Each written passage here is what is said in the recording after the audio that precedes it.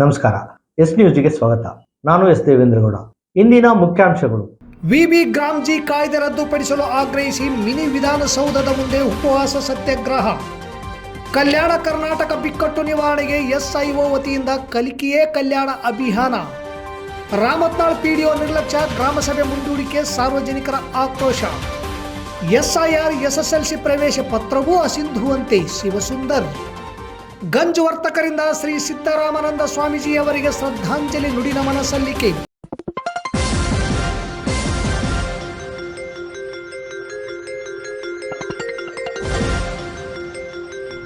S news, ಇದು ನಿಮ್ಮ ಧ್ವನಿ.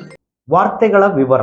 ಪ್ರಧಾನಿ ನರೇಂದ್ರ ಮೋದಿ ನೇತೃತ್ವದ ಕೇಂದ್ರ ಸರ್ಕಾರ ಜಾರಿಗೆ ತಂದಿರುವ ವಿಬಿ ರಾಮ್ಜಿ ಕಾಯ್ದೆಯನ್ನು ತಕ್ಷಣವೇ ರದ್ದುಪಡಿಸಬೇಕೆಂದು ವಿಧಾನ ಪರಿಷತ್ ಸದಸ್ಯರಾದ ಬಸನಗೌಡ ಬಾದಳ್ಳಿ ಅವರ ನೇತೃತ್ವದಲ್ಲಿ ನೂರಾರು ಕಾಂಗ್ರೆಸ್ ಕಾರ್ಯಕರ್ತರು ಶುಕ್ರವಾರ ಸ್ಥಳೀಯ ಮಿನಿ ವಿಧಾನಸೌಧದ ಕಚೇರಿ ಮುಂದೆ ಒಂದು ದಿನದ ಸಾಂಕೇತಿಕವಾಗಿ ಉಪವಾಸ ಸತ್ಯಾಗ್ರಹ ನಡೆಸಲಾಯಿತು.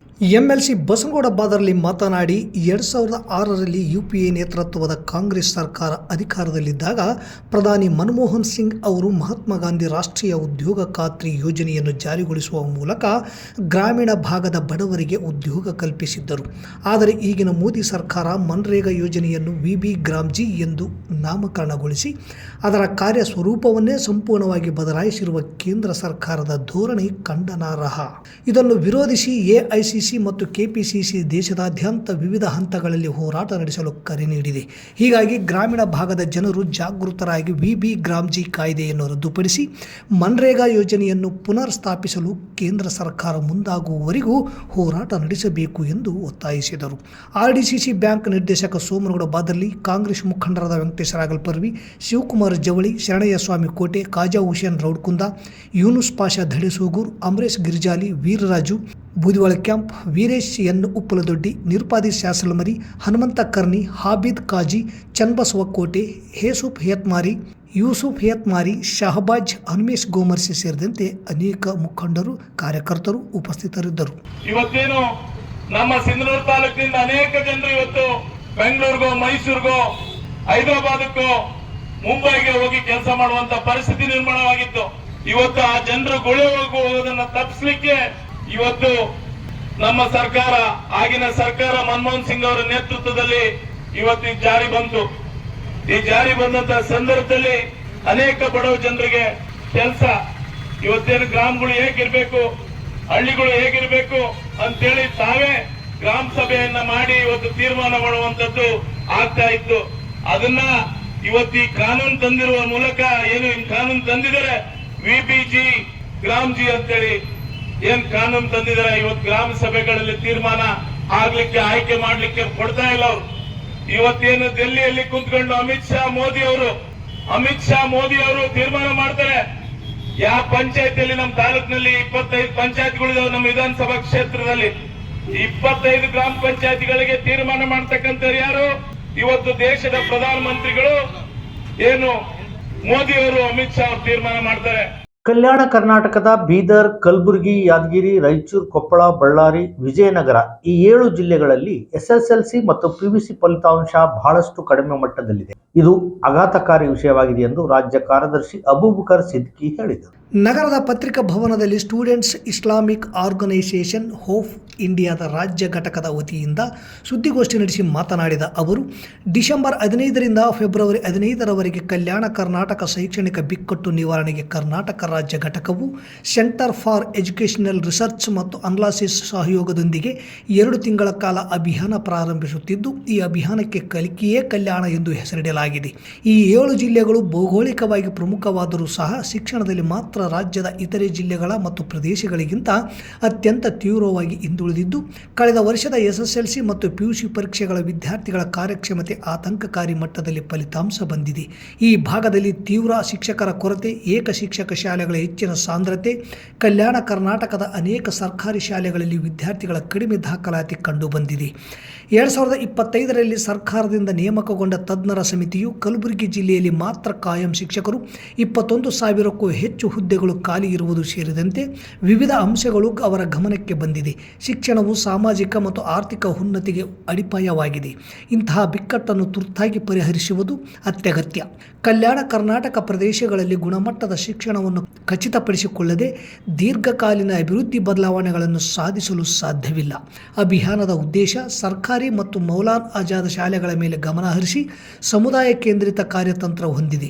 ತಕ್ಷಣ ಸುಸ್ಥಿರ ಬದಲಾವಣೆ ತರುವ ಗುರಿಯೊಂದಿಗೆ ಈ ಅಭಿಯಾನ ರೂಪಿಸಲಾಗಿದೆ ಎಂದು SIO ಸ್ಟೂಡೆಂಟ್ಸ್ ಇಸ್ಲಾಮಿಕ್ ಆರ್ಗನೈಸೇಷನ್ ಹೊಂದಿದೆ ಎಂದರು. ಈ ವೇಳೆ ಜಿಲ್ಲಾ ಅಧ್ಯಕ್ಷ ಇಮ್ತಿಯಾಜ್, ತಾಲೂಕು ಅಧ್ಯಕ್ಷ ಅಬ್ದುಲ್ ಹುಸೇನ್, ಉಪ ಕಾರ್ಯದರ್ಶಿ ಅಮೀರ್ ಸೋಯಿಲ್, ಸದಸ್ಯರಾದ ನೂಮಾನ್, ಸಮೀರ್ ಅಲಿ, ಸಮೀಹುದ್ದೀನ್, ಏಯಾಜ್ ಸೇರಿದಂತೆ ಅನೇಕರಿದ್ದರು. ಭೌಗೋಳಿಕವಾಗಿ ಉತ್ತಮವಾಗಿದ್ದರೂ ಕೂಡ ಶಿಕ್ಷಣ ಕ್ಷೇತ್ರದಲ್ಲಿ ಎಂಪ್ಲಾಯ್ಸ್ಮೆಂಟ್ಗಳಲ್ಲಿ ಉದ್ಯೋಗ ಕ್ಷೇತ್ರದಲ್ಲಿ ಎಲ್ಲ ರೀತಿಯಲ್ಲಿ ಕೂಡ ಇದು ಹಿಂದುಳಿದ ಕ್ಷೇತ್ರವಾಗಿದೆ. ಹೋದ ವರ್ಷದ ನಾವು SSLC ಮತ್ತು PUC ರಿಸಲ್ಟ್ ಅನ್ನು ನಾವು ನೋಡಿದಾಗ ಅದರಲ್ಲಿ ಈ ಏನು ಕಲ್ಯಾಣ ಕರ್ನಾಟಕದಲ್ಲಿ ಯಾದಗಿರಿ ಮತ್ತು ಕಲಬುರಗಿ ಅಂತೂ ಪೂರಾ ಲಾಸ್ಟ್ ನಲ್ಲಿ ಇತ್ತು. ಅವರ ಕಲ್ಯಾಣ ಕರ್ನಾಟಕದ ಪಾಸಿಂಗ್ ರೇಟ್ 54% SSLC ವಿದ್ಯಾರ್ಥಿಗಳು ವಿಶೇಷವಾಗಿ. ಇದೊಂದು ಬಹಳ ಆಘಾತಕಾರಿ ರಿಸಲ್ಟ್ ಎಂದು ನಾವು ಭಾವಿಸಿ ಇದನ್ನು ಸುಧಾರಿಸಲು ಇದರ ಮೇಲೆ ಇದು ಬಹಳಷ್ಟು ನಮ್ಮ ಸಮಾಜದ ಮೇಲೆ ನಾವು ನಂಬ್ತೇವೆ. ಶಿಕ್ಷಣ ಒಂದು ಬಹಳ ಬೇಸಿಕ್ ಫಂಡಮೆಂಟಲ್ ಎಲ್ಲರಿಗೂ ದೊರೆಯಬೇಕಾದಂತಹ. ಆದರೆ SSLCಯಲ್ಲಿ ಕೂಡ ಮಕ್ಕಳು 54 ಮಾತ್ರ ಪಾಸ್ ಆಗ್ತಾ ಇದ್ದಾರೆ ಅಂದ್ರೆ 46% ಮಕ್ಕಳು ಫೇಲ್ ಆಗ್ತಾ ಇದ್ದಾರೆ. ಅವರು ಮುಂದೆ ಹೋಗ್ತಾ ಇಲ್ಲ ಉನ್ನತ ಶಿಕ್ಷಣಕ್ಕೆ. ಇದೊಂದು ಬಹಳ ಆಘಾತಕಾರಿ ವಿಷಯ. ಇದನ್ನು ನಾವು ಮನಗಂಡು SIO ಕರ್ನಾಟಕ ಮತ್ತು centre for education research analysis ಸೆರಾನ್ನು ಕೂಡಿ ಈ ಒಂದು 2 ತಿಂಗಳ ಅಭಿಯಾನವನ್ನು ನಾವು ಆರಂಭಿಸಿದ್ದೇವೆ. ವ್ಯಾಪಕ ಪ್ರಚಾರ ಮಾಡದೆ PDO ಮೊಹಿನ್ ಪಾಷಾ ನಿರ್ಲಕ್ಷ್ಯ ಮಾಡಿತು. ಇಂದು ಜನ ಬಾರದೇ ಇರುವುದರಿಂದ ಸಾಮಾಜಿಕ ಲೆಕ್ಕ ಪರಿಶೋಧನಾ ಗ್ರಾಮ ಸಭೆಯನ್ನು ಮುಂದೂಡಲಾಯಿತು. ಜಿಲ್ಲಾ ಪಂಚಾಯಿತಿ, ತಾಲೂಕ್ ಪಂಚಾಯಿತಿ, ರಾಮತಾಳ್ ಗ್ರಾಮ ಪಂಚಾಯಿತಿಯಲ್ಲಿ 2025-26ನೇ ಸಾಲಿನ ಸಾರ್ವಜನಿಕರ ಲೆಕ್ಕ ಪರಿಶೋಧನಾ ಗ್ರಾಮ ಸಭೆಯನ್ನು ತಾಲೂಕು ಅಕ್ಷರ ದಾಸೋಹ ಸಹಾಯಕ ನಿರ್ದೇಶಕ ಸಾಬಣ್ಣ ವಗ್ಗರ್ ಅವರ ಅಧ್ಯಕ್ಷತೆಯಲ್ಲಿ ನಡೆಯಿತು. ಗ್ರಾಮದ ಮುಖಂಡರಾದ ಮೋನೇಶ್, ಲಿಂಗಪ್ಪ ಸೇರಿದಂತೆ ಇನ್ನಿತರರು ಮುಂಜಾನೆ 9:30ಕ್ಕೆ ಸಭೆ ಇದೆ ಎಂದು ನೋಟಿಸ್ ನೀಡಿದ್ದು, ಗ್ರಾಮ ಪಂಚಾಯಿತಿ ನೋಟಿಸ್ ಫಲಕಕ್ಕೆ 10 ಗಂಟೆಗೆ ಸಭೆ ಎಂದು ನೋಟಿಸ್ ಅಂಟಿಸಿದ್ದು ಇದರಲ್ಲಿ ಯಾವುದು ಸರಿ? PDO ಈ ರೀತಿ ನೋಟಿಸ್ ಅಂಟಿಸಿ ಜನರಲ್ಲಿ ಗೊಂದಲ ಉಂಟು ಮಾಡಿದ್ದಾರೆ ಯಾಕೆ ಎಂದು ನೋಡಲ್ ಅಧಿಕಾರಿಯನ್ನು ತರಾಟೆಗೆ ತೆಗೆದುಕೊಂಡ ಪ್ರಸಂಗವೂ ನಡೆಯಿತು. ಗ್ರಾಮ ಸಭೆ ಕರೆದ ಬಗ್ಗೆ ಕಸದ ವಾಹನದ ಮೂಲಕ ಸಾರ್ವಜನಿಕರ ಗಮನಕ್ಕೆ ತರಲಾಗಿದೆ ಎಂದು PDO ಮೊಹಿನ್ ಪಾಷಾ ಸಭೆಯ ಗಮನಕ್ಕೆ ತಂದಾಗ ಕಸದ ವಾಹನ ಮೂಲಕ ಪ್ರಚಾರ ಮಾಡದೆ PDO ಸುಳ್ಳು ಹೇಳುತ್ತಿದ್ದಾರೆ, ಕಸದ ವಾಹನದ ಚಾಲಕನನ್ನು ಕರೆದು ವಿಚಾರಿಸಿ ಎಂದು ಜನರು ಪಟ್ಟು ಹಿಡಿದಾಗ ವಾಹನದ ಚಾಲಕನನ್ನು ಕೇಳಿದಾಗ ನಾನು ಪ್ರಚಾರ ಮಾಡಿಲ್ಲ, PDO ನನಗೆ ಹೇಳಿಲ್ಲ ಎಂದಾಗ ಸಾರ್ವಜನಿಕರು ಸಭೆಯ ಅಧ್ಯಕ್ಷತೆ ವಹಿಸಿದ್ದ ನೋಡಲ್ ಅಧಿಕಾರಿ ಸಾಬಣ್ಣ ವಗ್ಗರ್ ಅವರನ್ನು ತರಾಟೆಗೆ ತೆಗೆದುಕೊಂಡರು. ಸಾಮಾಜಿಕ ಲೆಕ್ಕ ಪರಿಶೋಧನಾ ಗ್ರಾಮ ಸಭೆ ಕರೆದು 12 ಗಂಟೆಯಾದರೂ ಅಧಿಕಾರಿಗಳು ಬಂದಿಲ್ಲ. ನಾವು ಕೆಲಸ ಬಿಟ್ಟು ಸಭೆಗೆ ಬಂದರೆ ಅಧಿಕಾರಿಗಳೇ ಬಂದಿಲ್ಲ. ಸಾರ್ವಜನಿಕರಲ್ಲಿ ವ್ಯಾಪಕ ಪ್ರಚಾರ ಮಾಡದೆ ನಿರ್ಲಕ್ಷ್ಯ ಮಾಡಿದ PDO ಮೇಲೆ ಕ್ರಮ ಕೈಗೊಳ್ಳುವಂತೆ ಗ್ರಾಮ ಪಂಚಾಯಿತಿ ಮಾಜಿ ಅಧ್ಯಕ್ಷರಾದ ಮೋನೇಶ್ ದಿದ್ದಿಗಿ ಹಾಗೂ ಲಿಂಗಪ್ಪ ಇವರನ್ನು ಆಕ್ರೋಶ ವ್ಯಕ್ತಪಡಿಸಿ ಮಾತನಾಡಿದರು. ಸಭೆಗೆ ಜನ ಬಂದಿಲ್ಲ, ಈಗ ಸಭೆ ರದ್ದು ಮಾಡಿ ದಿನಾಂಕ 23/1/2023 ಮುಂಜಾನೆ 11 ಗಂಟೆಗೆ ಪುನಃ ಸಭೆ ಮಾಡಬೇಕು ಎಂದು ಸಭೆಯಲ್ಲಿ ತೀರ್ಮಾನ ಮಾಡಲಾಗಿದೆ ಎಂದು ನೋಡಲ್ ಅಧಿಕಾರಿ ಸಾಬಣ್ಣ ವಗ್ಗರ್ ಹೇಳಿದರು. ಜಿಲ್ಲಾ ಪಂಚಾಯತ್ ಪ್ರಭಾರಿ ಸಂಯೋಜಕರಾದ ಶರಣಪ್ಪ, ಮಾನ್ವಿ ತಾಲೂಕು ಪಂಚಾಯತಿ ಸಿಬ್ಬಂದಿಗಳಾದ ಮಹೇಶ್, ಸುರೇಶ್, ಗ್ರಾಮಸ್ಥರಾದ ಮೋನೇಶ್ ದಿದ್ದಿಗಿ, ಲಿಂಗಪ್ಪ, ಹಂಪಣ್ಣ, ರಾಮತ್ನಾಳ್ ಸೇರಿದಂತೆ ಇನ್ನಿತರ ಸಾರ್ವಜನಿಕರು ಇದ್ದರು. ಬಡ ಭಾರತೀಯ ಪೌರತ್ವವನ್ನು ರದ್ದುಪಡಿಸಲು ಬಡ ಭಾರತೀಯರ ಮೇಲೆ ರಕ್ತರಹಿತ ಯುದ್ಧವನ್ನೇ ನಡೆಸಿರುವ ಚುನಾವಣಾ ಆಯೋಗ ಈಗ ಪಶ್ಚಿಮ ಬಂಗಾಳದಲ್ಲಿ ಬಡವರ ಮೇಲೆ ಮತ್ತೊಂದು ದಾಖಲಾಸ್ತ್ರವನ್ನು ಪ್ರಯೋಗಿಸಿದೆ. ಭಾರತದಲ್ಲೇ ಜನಿಸಿದ್ದಕ್ಕೆ ಇದ್ದಿದ್ದರಲ್ಲಿ ಸುಲಭವಾಗಿ ಸಿಗಬಹುದಾದ ದಾಖಲೆಯಾಗಿದ್ದ SSLC ಪ್ರವೇಶ ಪ್ರಮಾಣ ಪತ್ರ ಕೂಡ ಒಂದು ಪೌರತ್ವ ದಾಖಲೆಯಾಗಿ ಸ್ವೀಕರಿಸಲಾಗುವುದಿಲ್ಲ ಎಂದು ಚುನಾವಣಾ ಆಯೋಗ ನಿನ್ನೆ ಆದೇಶ ಹೊರಡಿಸಿದೆ. SIR ಉದ್ದೇಶ ಅನರ್ಹ ಮತದಾರರನ್ನು ಮತಪಟ್ಟಿಯಿಂದ ಹೊರಗಿಡುವುದಲ್ಲ. ಬಡ ಭಾರತೀಯರು ಮತ್ತು ಅಲ್ಪಸಂಖ್ಯಾತರ ಬಳಿ ಇರಬಹುದಾದ ಮತ್ತು ಕೊಡಬಹುದಾದ ದಾಖಲೆಗಳನ್ನು ಅಸಿಂಧುವೆಂದು ಘೋಷಿಸಿ ಅವರೆಲ್ಲರಿಗೂ ಪೌರತ್ವ ನಿರಾಕರಿಸುವುದು. SIR ಅಂದರೆ ಭಾರತದ ಮೇಲೆ ಸಂವಿಧಾನದ ಮೇಲೆ ಮೋದಿ ಸರ್ಕಾರ ಹಾಕಿರುವ FIR.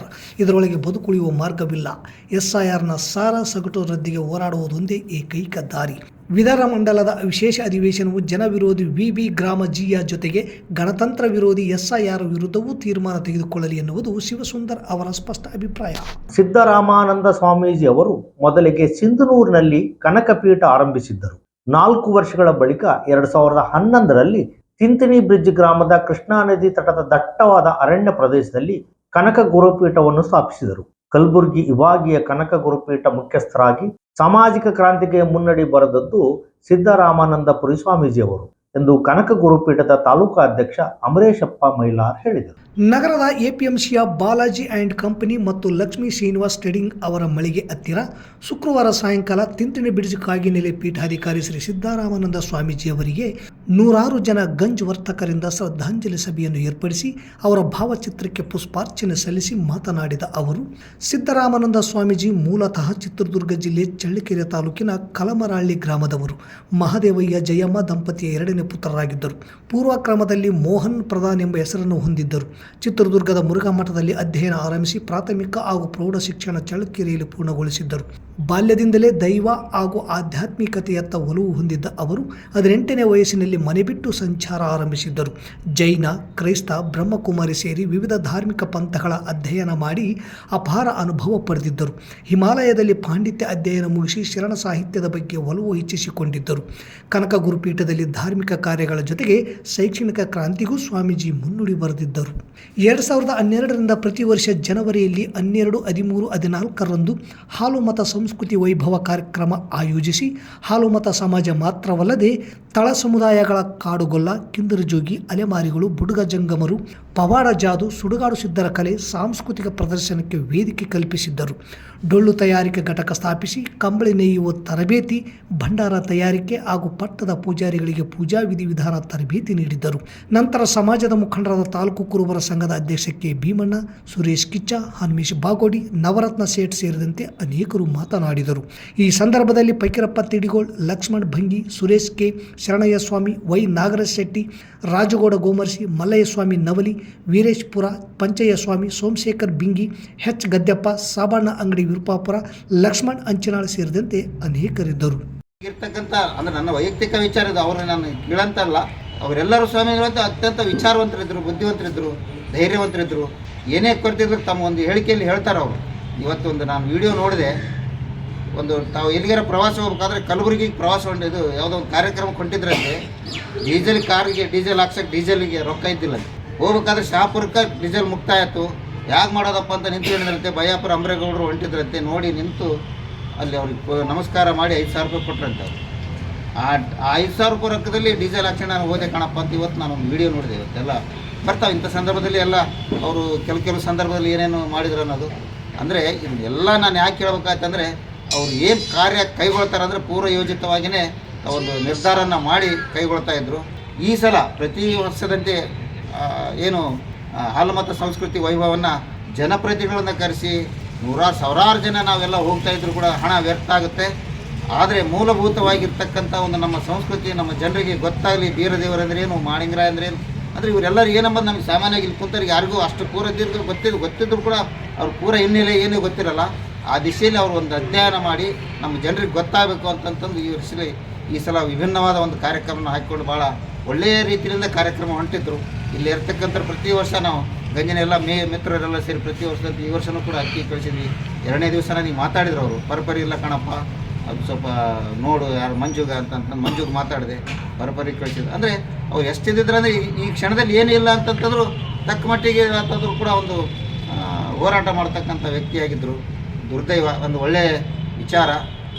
ತಮ್ಮ ಒಂದು ಆರೋಗ್ಯನ ಅವರು ಕಡೆಗಣಿಸಿದರು. ಸಮಾಜದ ಒಂದು ಏಳಿಗೆಗಾಗಿ, ಈ ಮಠದ ಒಂದು ಏಳಿಗೆಗಾಗಿ, ಈ ಸಾಮಾನ್ಯ ನಮ್ಮ ಜನಕ್ಕೆಲ್ಲ ಒಂದು ವೈಜ್ಞಾನಿಕ ವಿಚಾರ ಬರಲಿ, ಶಿಕ್ಷಣವಂತರಾಗಲಿ ಅನ್ನೋ ಒಂದು ವಿಚಾರ ಇಟ್ಟುಕೊಂಡು ಭಾಳಷ್ಟು ತಮ್ಮ ಜೀವನವನ್ನೇ ಬಲಿ ಕೊಟ್ಟರೆ ಅಂತ ನನಗನ್ಸುತ್ತೆ. ಮತ್ತೊಮ್ಮೆ ಮುಖ್ಯಾಂಶಗಳು. ವಿಬಿ ಗ್ರಾಮ್ಜಿ ಕಾಯ್ದೆ ರದ್ದುಪಡಿಸಲು ಆಗ್ರಹಿಸಿ ಮಿನಿ ವಿಧಾನಸೌಧದ ಮುಂದೆ ಉಪವಾಸ ಸತ್ಯಾಗ್ರಹ. ಕಲ್ಯಾಣ ಕರ್ನಾಟಕ ಬಿಕ್ಕಟ್ಟು ನಿವಾರಣೆಗೆ ಎಸ್ಐಒ ವತಿಯಿಂದ ಕಲಿಕೆಯೇ ಕಲ್ಯಾಣ ಅಭಿಯಾನ. ರಾಮತ್ನಾಳ್ ಪಿಡಿಒ ನಿರ್ಲಕ್ಷ್ಯ, ಗ್ರಾಮಸಭೆ ಮುಂದೂಡಿಕೆ, ಸಾರ್ವಜನಿಕರ ಆಕ್ರೋಶ. ಎಸ್ಐಆರ್ ಎಸ್ಎಸ್ಎಲ್ಸಿ ಪ್ರವೇಶ ಪತ್ರವೂ ಅಸಿಂಧುವಂತೆ ಶಿವಸುಂದರ್. ಗಂಜ್ ವರ್ತಕರಿಂದ ಶ್ರೀ ಸಿದ್ದರಾಮಾನಂದ ಸ್ವಾಮೀಜಿಯವರಿಗೆ ಶ್ರದ್ಧಾಂಜಲಿ ನುಡಿನಮನ ಸಲ್ಲಿಕೆ. ಇಲ್ಲಿಗೆ ವಾರ್ತಾ ಪ್ರಸಾರ ಮುಕ್ತಾಯವಾಯಿತು. ನಿರಂತರ ಸುದ್ದಿಗಾಗಿ ವೀಕ್ಷಿಸಿ ಎಸ್ ನ್ಯೂಸ್. ಇದು ನಿಮ್ಮ ಧ್ವನಿ. ನಮಸ್ಕಾರ.